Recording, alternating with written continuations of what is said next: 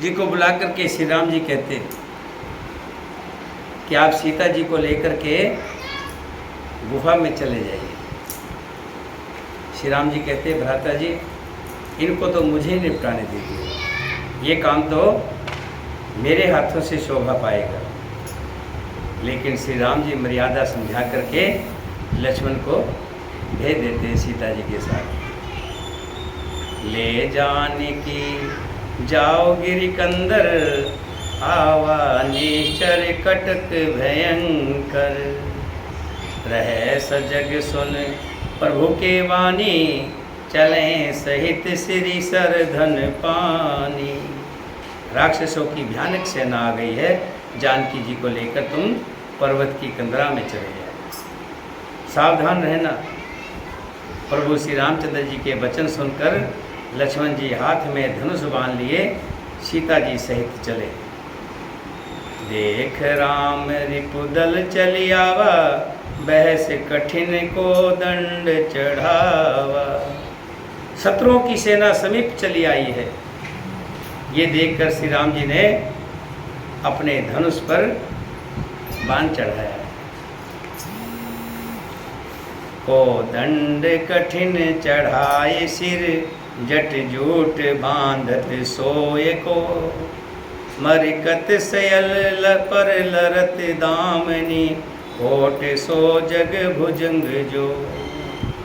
Cut कस निसंग विशाल भुज गए, चाप विसक सुधार के। चितवत मनो मृग राज प्रभु, गजराज घटा निहार के। कठिन धनुष चढ़ाकर सर पर जटा जूट बांधते हुए प्रभु कैसे शोभित हो रहे हैं, कैसे लग रहे हैं। जैसे मरकत मणि पन्ने के पर्वत पर करोड़ों बिजलियों से दो सांप लड़ रहे हों। कमर में तरकस कसकर, विशाल भुजाओं में धनुष लेकर और बाण सुधार कर प्रभु श्री रामचंद्र जी राक्षसों की ओर देख रहे हैं। मानो मतवाले हाथियों के समूह को आता देखकर सिंह उनकी ओर ताक रहा हो। आए गए बग मेल धरों, धरों धावत घुसट। जथा विलोक अकेल बाल, रामे धेरत धनुज। बड़ी जोर जोर से आवाज आ रही है, पकड़ो पकड़ो। क्या हो गया? बंद हो गई।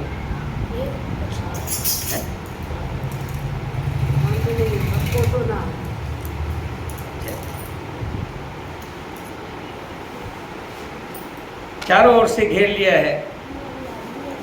जैसे बाल सूर्य उदिन कालीन सूर्य को अकेला देखकर मधे नामक देखते घेर लेते हैं। प्रभु श्री राम जी को देखकर राक्षसों की सेना थकित रह गई। वे उन पर बाण नहीं छोड़ सके। मंत्री को बुलाकर खरदूषण ने कहा, ये राजकुमार कोई मनुष्यों का भूषण है। जितने भी नाग असुर देवता मनुष्य और मुनि हैं, उनमें से हमने ना जाने कितने ही देखे, जीते और मार डाले। पर ये सब भाइयों सुनो, हमने जन्म भर में ऐसी सुंदरता कहीं नहीं देखी है। यद्यपि इन्होंने हमारी बहन को क्रूप कर दिया है, तथापि ये अनुपम पुरुष वध करने योग्य नहीं है। ये बात क्यों कही है खर ने? क्योंकि शूर्पणखा नहीं चाहती कि राम का वध हो। राम से प्रेम करने लगी। कहा कि तुम लक्ष्मण को मार दो, सीता को मार दो, लेकिन राम को मत मारो। इसलिए खर कहता है कि वध करने योग्य नहीं है, इनको मारना नहीं है। छिपाई हुई अपनी स्त्री और श्री राम जी से कहते हैं हम तुम्हें मारेंगे नहीं, तुम अपनी स्त्री जो छिपा रखी है वो हमें दे दो। और अपने भाई को मेरे हवाले कर दो और तुम लौट जाओ। श्री राम जी कहते कौन ऐसा भाई होगा जो अपने भाई को मौत में दे दे और अपनी विवाहिता को किसी के हवाले कर दे। इससे तो उसकी जीवन को अधिकार है, वो पुरुष नहीं कोई निर्लज ही होगा।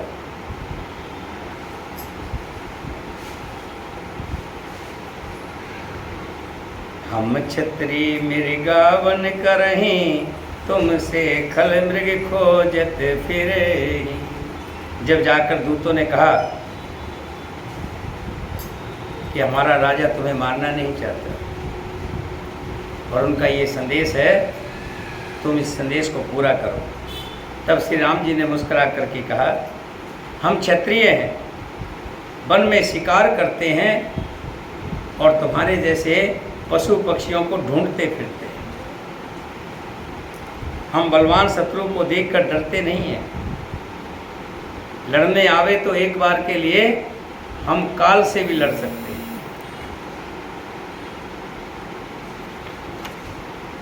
यद्यपि हम मनुष्य हैं, परंतु देखते कुल का नाश करने वाले और मुनियों की रक्षा करने वाले हैं। हम बालक हैं, परंतु हैं दुष्टों को दंड देने वाले। यदि बल ना हो तो घर लौट जाओ, अपने राजा को बोल देना। और लड़ने आए हो तो संग्राम में आओ, पीठ दिखाकर जाने का कोई फायदा नहीं। रण में चढ़कर आकर कपट चतुराई करना और शत्रुओं पर कृपा दिखाना, ये बड़ी कायरता है। रण में आकर के शिक्षा देने लगे, तुम लौट जाओ, हम तुम्हें मारना नहीं चाहते, ये कायर लोगों की है। और जो बलवान होता है तो युद्ध में जब लड़ाई छिड़ गई है, एक बार ऐसे ही अर्जुन ने भी कहा था कि माधव, मैं इनसे लड़ना नहीं चाहता, ये सब मेरे ही भाई हैं।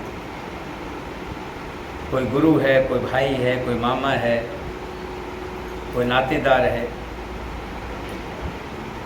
तब कृष्ण भगवान ने कहा था कि अर्जुन, ये युद्ध से पहले की बातें हैं। जब युद्ध में आ गए हैं तो ये सब बातें एक योद्धा को शोभा नहीं देती। वही बात श्री राम जी ने कही कि जाकर के कह देना।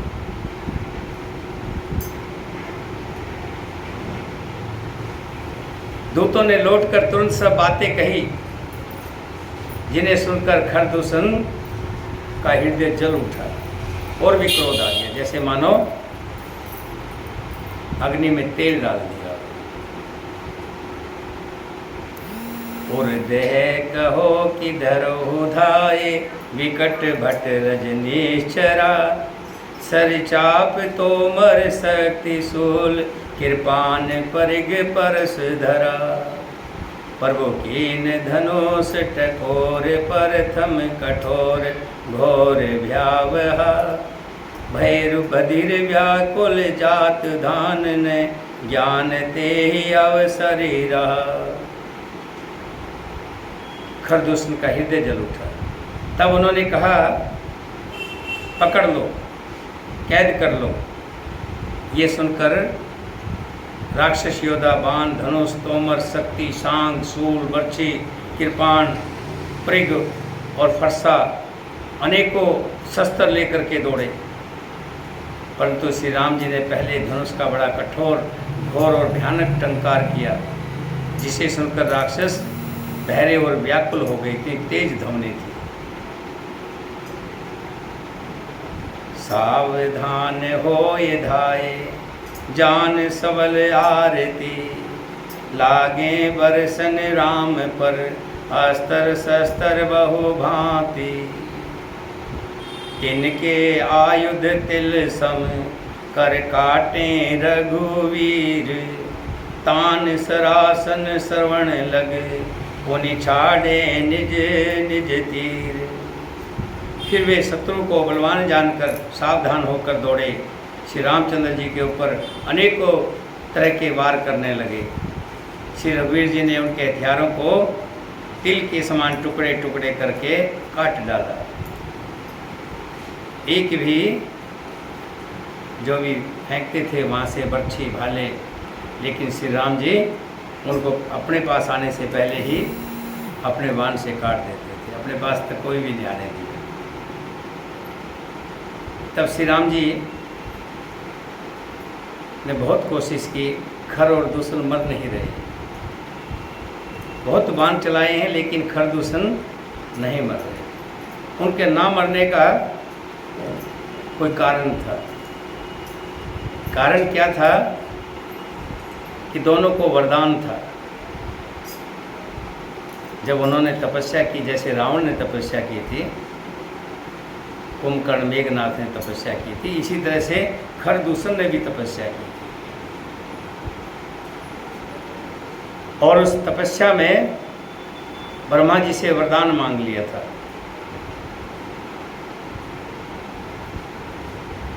कि हमको कोई मार ना पाए। लेकिन ब्रह्मा जी ने कहा मौत तो निश्चित है, जो व्यक्ति पैदा हुआ उसको मरना है।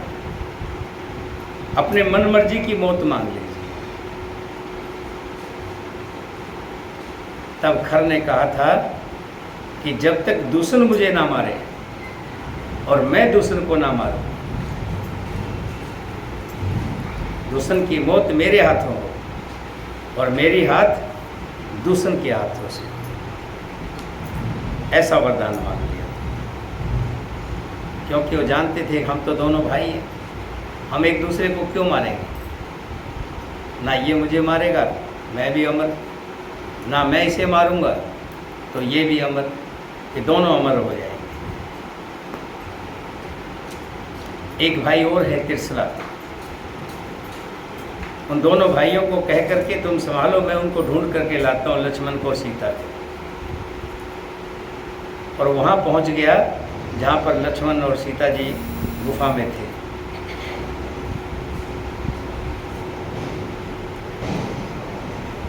लक्ष्मण जी ने जब देखा कि राक्षस आ रहा है तो अपने बाण से त्रिशला का वध कर दिया, खत्म कर दिया। इधर जब श्री राम जी ने देखा कि ये राक्षस मर नहीं रहा है, तो उसके लिए श्री राम जी ने अपनी माया रची है कि चारों तरफ राम ही राम दिखाई देने लगे।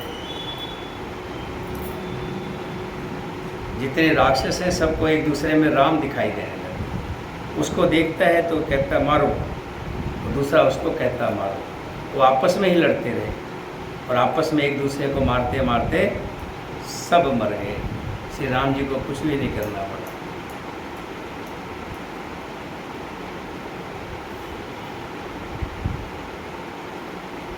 उनकी छाती, सिर, भुजा, हाथ और पैर जहाँ तहाँ पृथ्वी पर गिरने लगे।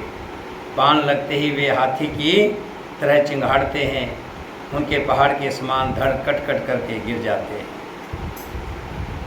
और जैसे ही हाथ कटते हैं तो ऊपर से चीले आकर के, कौवे आकर के उठा करके ले जाते हैं। यहाँ गोस्वामी तुलसीदास जी कहते हैं, श्यार, भूत, प्रेत और पिशाच खोपड़ियाँ बटोर रहे हैं, खप्पर भर रहे हैं। वीर बेताल खोपड़ियों पर ताल दे रहे हैं और उन राक्षसों के धड़ जहाँ तहाँ गिर पड़ते हैं, फिर उठते हैं और लड़ते हैं और पकड़ो पकड़ो करके भयंकर शब्द करते हैं। और इस तरह से लड़ते लड़ते आखिर में दोनों योद्धा पृथ्वी पर गिर पड़ते हैं। दोनों की सिर कट चुके हैं, बाजुएं कट चुकी हैं, धड़ धड़ चल रही है। फिर उठकर भिड़ते हैं, मरते नहीं हैं। बहुत प्रकार की अतिशय माया रचते हैं।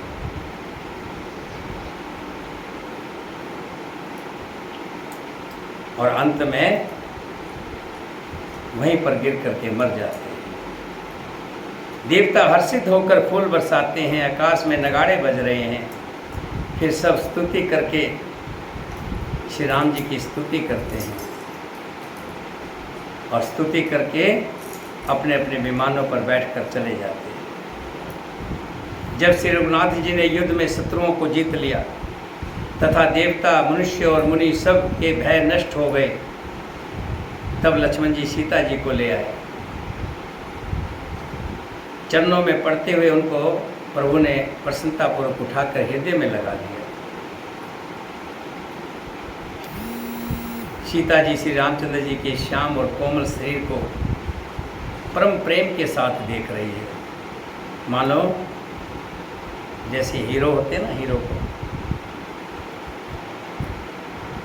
और बहुत से एक हीरो लड़ता है और जो विलेन होते हैं बहुत होते हैं, और हीरो सबको एक एक करके निपटा देता है।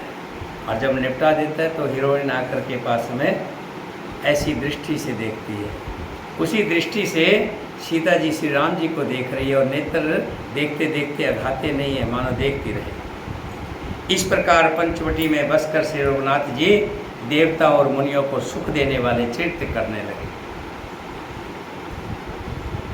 और जब देखा शूर्पणखा ने खर और दूषण का वध हो गया, त्रिशला भी मारा गया, अब सीधी रावण के पास गए। रावण को भड़काया है।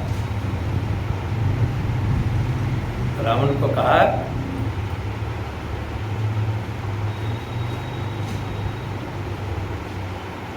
कि तुम्हें मेरा हाल दिखाई दे रहा है? रावण ने कहा देख रहा हूं, नक कटी है, ये बताइए नाक कहाँ से कटा कर लाई? ये नाक कहाँ गई थी जो तू नाक कटवा के आई?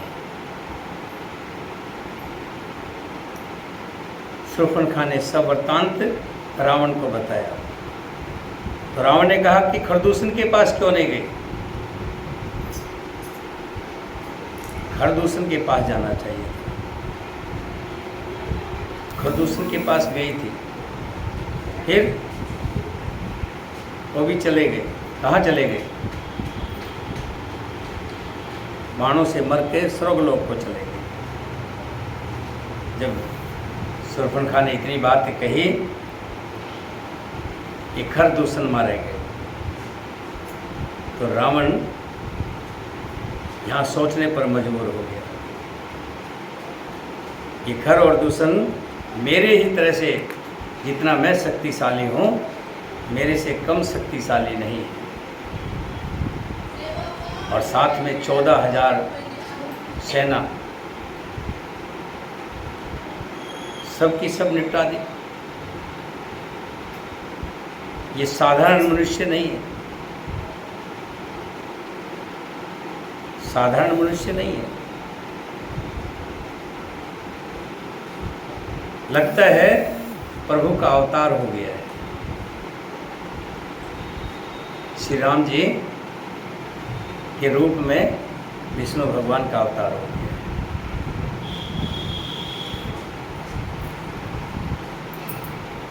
शूर्पणखा को कहा, आज हम कह देते हैं कि इसको आईसीयू में ले जाइए, सर्जरी वगैरह करवा दी, इलाज कराइए, डॉक्टर के पास चले जाइए। और आप एकांत में बैठ करके मन में सोचता है कि अब मेरा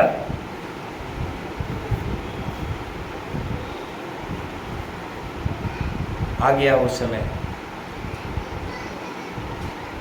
जो मैं पाप की जोनी सह रहा था, राक्षस की जोनी सह रहा था, अब मेरा उद्धार होने वाला है,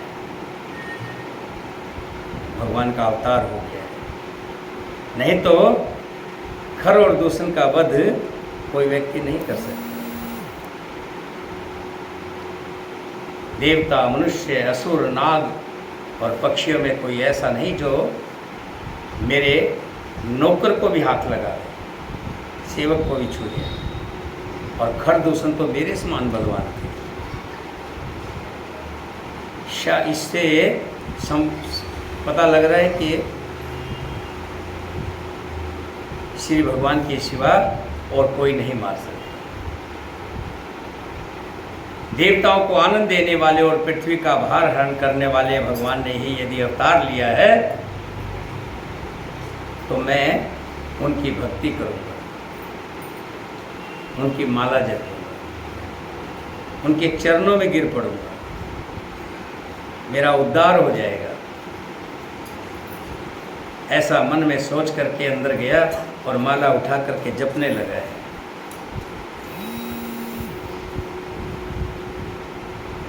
लेकिन तामसी शरीर है ना, देखिए जब तक शरीर सात्विक शरीर के बगैर जाप भी नहीं होता है। शरीर अगर तामसी रहेगा, तामसी शरीर से प्रभु की पूजा नहीं हो सकती। अगर कोई कहे शराब मदिरा खा करके या पी करके मंदिर में जा करके पूजा कर लेगा तो व्यक्ति नहीं कर सकता।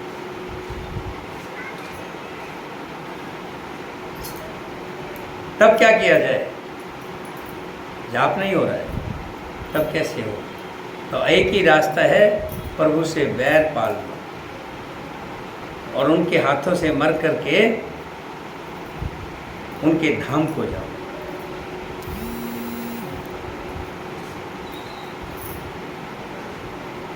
इस तामस शरीर से भजन तो होगा नहीं। होए भजन नह तामस देहा, मन कर्म वचन मंत्र दृढ़ एहा।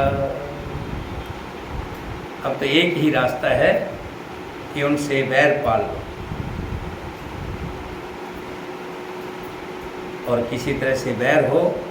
वैसे तो मुझे मारेंगे, मुझे पता है।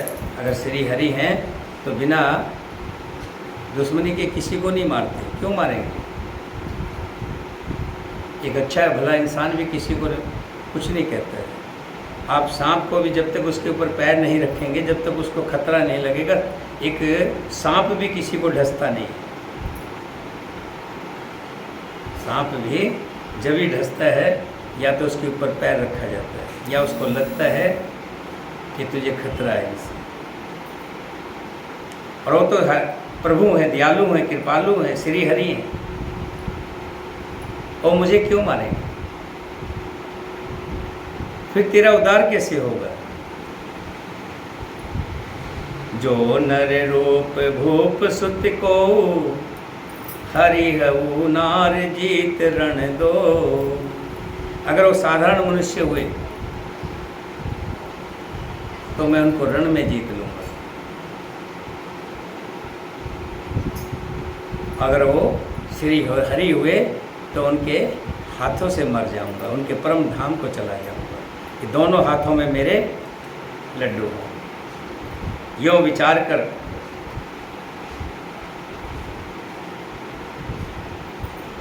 कि मैं उनसे बैर पाल लेता हूँ। यहाँ शूर्पणखा फिर कहती है कि भैया एक विनती है आपसे, एक वायदा दिलाती हूँ आपको। क्या? कि तुम राम को मारना मत। मैं राम से बहुत प्रेम करती हूँ। कोई ऐसा उपाय करो जिससे राम मुझे वर ले, मेरे साथ शादी कर।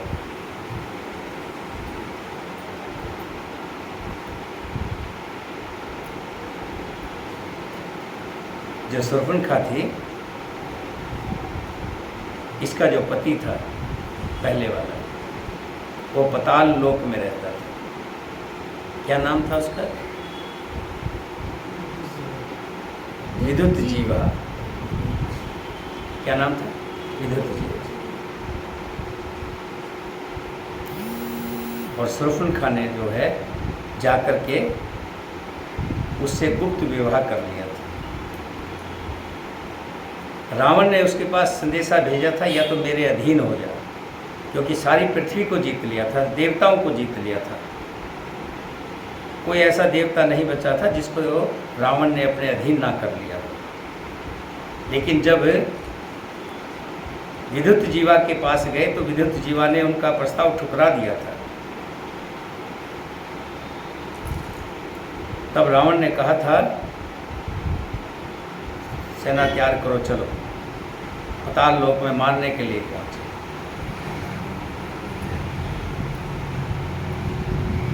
पाताल लोक में मारने के लिए पहुंचे। जब विदुर जीवा को पता लगा कि रावण आया है और वध करने के लिए आया, सेना लेकर के आया, तब विदुर जीवा शूर्पणखा को बाहर खड़ी करके स्वयं अंदर चले गए। रावण ने देखा, कटार उठा लिया। विदुर जीवा ने कहा कि मैं तुम्हारी बहन का पति हूँ, इस नाते मैं तुम्हारा जीजा हुआ, बहनोई हुआ, तुम मुझे नहीं मार सकते, तुम्हारी बहन विधवा हो जाएगी। लेकिन रावण तो रावण था, वो किसकी मानने वाला था? उसने कटार उठाई और उसकी गर्दन टुकड़े कर दी।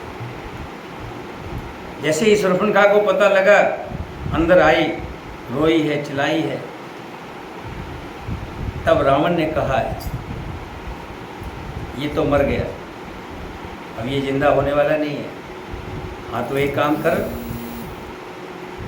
जो तुझे विश्व भ्रमण कर, जो तुझे मन भा जाए तो बता देना, उसके साथ मैं तेरी शादी करूँ। घूम, जो तुझे अच्छा लगे, ये मेरा वचन है, मैं उसके साथ तेरा विवाह करूँ। अब शूर्पणखा यही कह रही है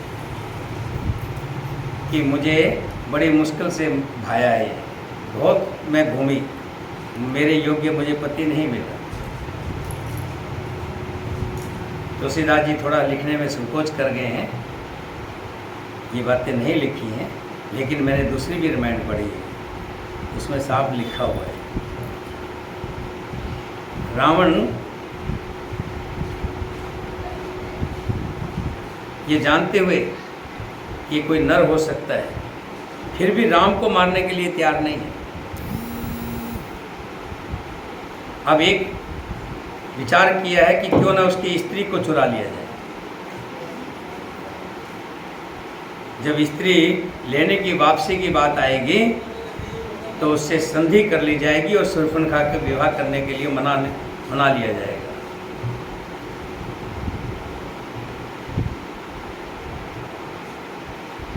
क्योंकि लाडली बहना थी।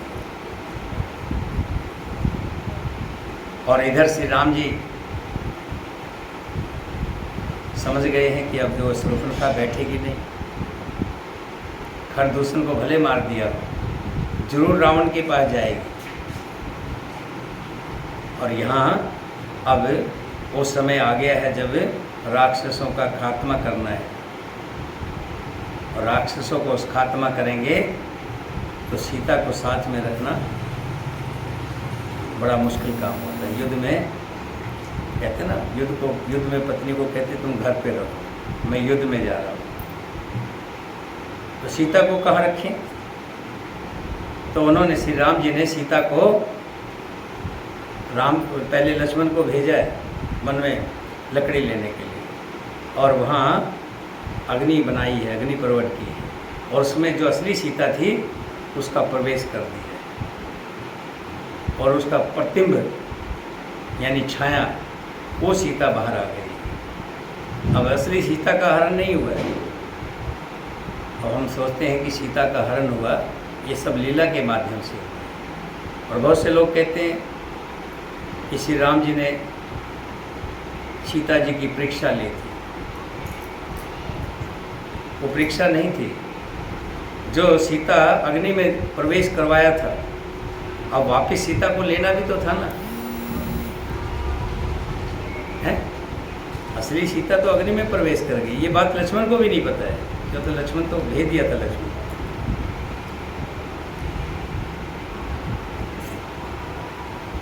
तब ये अग्नि परीक्षा का एक रचा था, लीला रची कि अग्नि परीक्षा देगी सीता। उसमें जो प्रतिबिंब था वो चला गया अंदर, और असली सीता बाहर आ गई। अब रावण ने मन में विचार किया है कि ये कैसे हो? तब उनका मामा है मारीच। मारीच को याद होगा आपको, जब वन में जा रहे थे विश्वामित्र जी के साथ, ताड़का मारीच स्वभाव तीनों मिले थे। ताड़का और स्वभाव का तो वध कर दिया था। मारीच को एक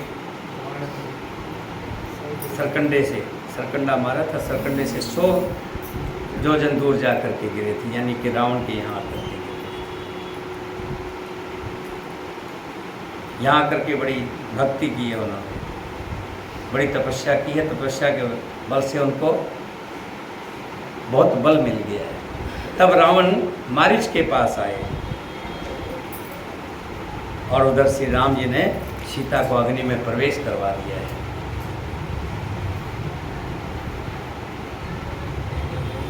लक्ष्मण यह मर्म न जाना, जो कुछ चेत रचा भगवाना। भगवान ने जो कुछ लीला रची और रहस्य लक्ष्मण जी भी नहीं जान पाए।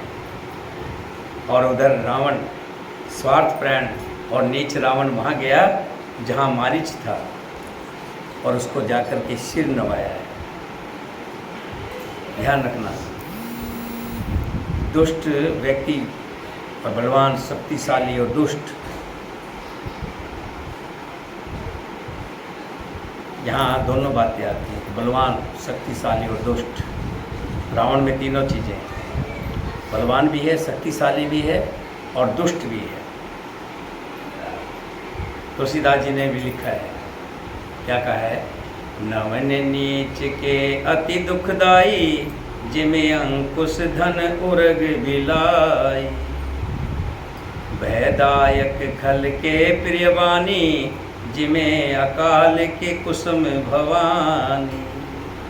नीच का झुकना, कोई नीच व्यक्ति आकर के, बलवान शक्तिशाली आकर के तुम्हारे पास झुकता है तो समझ लो कोई ना कोई दुखदाई होता है, बहुत दुखदाई होता है। अंकुश भी झुकता है। हाथी में देखा ना, अंकुश जो लगाते हैं तो क्या होता है? अंकुश झुकता है तो दुखदाई होता है। धनुष जब झुकता है तब भी दुखदाई होता है। और सांप भी जब झुकता है तो दुखदाई होता है। और इसी तरह से बिल्ली भी जब झुकती है, इन सब का झुकना है भवानी। इसी तरह जैसे दुष्ट की मीठी वाणी उसी तरह भय देने वाली होती है, जैसे बिना ऋतु के फूल होते हैं। कर पूजा मारीच तब, सादर पूछी बात। कवन हेत मन वेगति, अक्सर आयो तात। पहले रावण की पूजा की है, इसलिए ये राजा है। राजा घर पे आए हैं तो पूजन बनती है। मारीच ने उनकी पूजा करके आदर के साथ फिर पूछा है कि हे तात, किस लिए आए हो? आने का कारण बताइए। और भाग्यहीन रावण ने सारी बातें अभिमान सहित उनके सामने कही और कहा कि तुम छल करने वाले, छल में निपुण हो।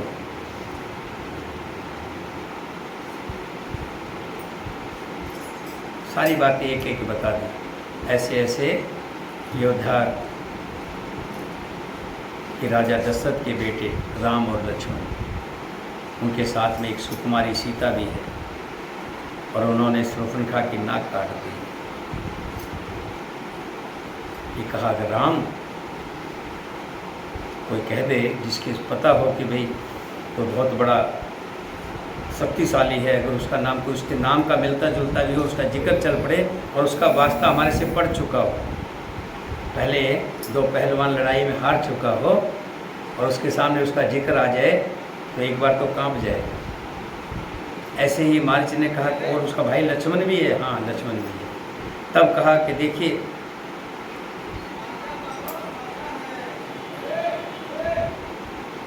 ये वही राजकुमार हैं जो विश्वामित्र के यज्ञ की रक्षा के लिए गए थे। उस समय श्री रघुनाथ जी ने बिना फन का बाण मुझे मारा था, जिससे मैं 100 योजन आकर के गिरा था। तुम उनसे बैर मत लीजिए, तुम्हें उन साधारण मनुष्य मत समझिए। मेरी दशा भृंगु के कीड़े की तरह हो गई। अब मैं जहाँ तहाँ श्री राम लक्ष्मण दोनों भाइयों की ओर देखता हूँ तो हे तात, मुझे वे मनुष्य हैं तो भी बड़े सूरवीर हैं। मैं उनकी तरफ देखता भी हूँ, उनका नाम भी सुनता हूँ तो मेरा दिल कांपता है। और मैं आपसे निवेदन करूँगा कि उनके साथ बैर मत कीजिए। जिसने ताड़का और सुबाहु को मारकर शिव जी का धनुष तोड़ दिया है, ताड़का कोई कम शक्तिशाली थी, सुबाहु दोनों को मार दिया। और शिव जी का धनुष, वो धनुष जिसको याद करना तुम उसको हिला भी नहीं पाए थे, तुम्हारे लिए वो हिलाना भी मुश्किल था। और उसको एक हाथ से, बाएं हाथ से उठा करके तोड़ दिया था। और फिर खरदूषण और तीसरा का जिन्होंने वध कर डाला, सोचे क्या ऐसे मनुष्य कभी मनुष्य हुआ करते हैं क्या? ऐसे प्रचंड बली कोई मनुष्य हो सकता है क्या? अतः अपने कुल की कुशल विचार कर मेरा कहना मानिए और घर लौट जाइए। जैसे ही मारीच ने ये बातें कही, रावण का हृदय जल उठा। बहुत सी भद्दी भद्दी गालियां दी और कहा, अरे मूर्ख, तू मुझे जानता नहीं, मेरे को तू गुरु की तरह ज्ञान दे रहा है। किसको? रावण को। तुझे अपनी जान की परवाह नहीं है। जैसे ही तलवार निकाली, तैसे ही मारीच मन में सोचने लगा, अब दोनों तरफ मौत लिखी है। अगर मैं इसकी बात नहीं मानता हूँ दुष्ट की, तो ये भी मुझे मार दे। अगर बात मानता हूँ तो श्री राम जी के हाथों से मारा जाए। मरना तो दोनों तरफ से है, तो फिर क्यों ना उन हरि के हाथों से मरा जाए।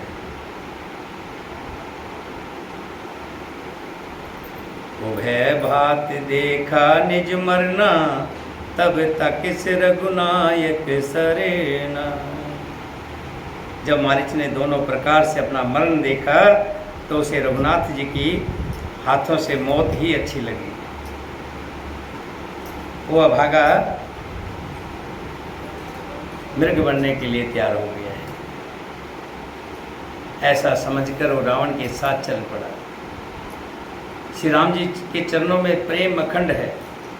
तो जैसे ही श्री राम जी के बाण ने छू दिया था, देखिए मैं बता देता हूँ, जो व्यक्ति मंदिर के आगे से भी गुजरता है ना, उसके भाव बदल जाते हैं मंदिर के आगे से। और मंदिर के अंदर प्रवेश कर जाने के बाद तो उसके अंदर किसी तरह के भाव, खराब भाव तो रहेंगे नहीं। और जो बैठ करके कथा सुन लेगा वो तो निर्मल हो जाएगा, पवित्र हो जाएगा। जैसे सरोवर में नहा लेना और कथा को सुन लेना एक बराबर है। ये भगवान की कथा सभी को संभव नहीं है। अगर आप सोचें कि भी कोई पढ़ रहा है और हम सुन रहे हैं, ये बड़े भाग्य से मिलती है। और भगवान का छू लेना, भगवान का छू लेना अपने आप में बहुत बड़ी है। गोपियाँ चाहती हैं कि कहना हमें एक बार देख ले, मात्र देख भर ले बस, और कोई भाव नहीं, एक बार देख भर ले। हम मंदिरों में जाते हैं, ध्यान रखना, आप मंदिर में जब जाएं तो भगवान के दर्शन करें तो खुली आंखों से करें, एकटक निहारें, आंखें बंद करके दर्शन मत करें। बहुत से लोग होते हैं आंखें बंद कर लेते हैं, ऐसे ही खड़े हो जाते हैं। कभी भी दर्शन करने तो भगवान के निहारे, एकटक होकर के निहारते रहें, जब तक कोई दूसरा ना कह दे चलो भाई निहारते रहिए। उनकी सूरत को अपने मन में बसा लीजिए, अपने अंदर बसा लीजिए। और मंदिर से बाहर आकर के सीधे नहीं जाना चाहिए, 2 मिनट के लिए बैठना चाहिए और बैठ कर के आँखें बंद करके उसी सूरत को फिर अपने ध्यान में लाना चाहिए। बार बार उसी सूरत को अपने अंदर बसा लें। जब भी आपकी आंखें बंद हो तो वही सूरत आपकी आंखों में आए। भगवान का सरकंडा छू गया था, एक सरकंडा था, उसी से मति बदल गई। जिनको तीर लगा तो भगवान के धाम में गए, परम धाम, वैकुंठ धाम। और ये मरे नहीं थे, छुआ भर था सरकंडा ने। सरकंडे के छूने भर से मति बदल गई, उसी दिन से भक्ति में लग गए थे। अब रावण के साथ जा रहे हैं और जाते जाते भी क्या कह रहे हैं? श्री राम जय राम जय जय राम, बोलो जय राम जय जय राम, बोलो श्री राम जय राम जय जय राम, बोलो श्री राम जय जय राम, बोलो श्री राम, बोलो श्री राम जय राम, बोलो श्री राम जय राम, बोलो श्री राम जय राम, श्री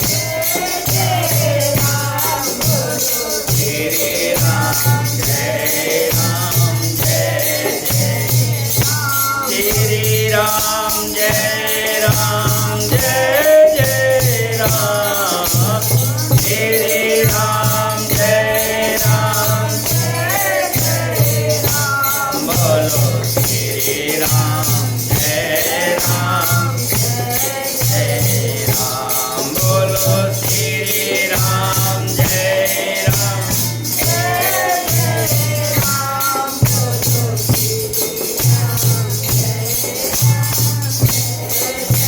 मरने के लिए जा रहे हैं, महाराज जी मरने के लिए जा रहे हैं कि श्री राम जी के हाथों से मरूंगा। लेकिन देखिए भाव कितने अच्छे हैं।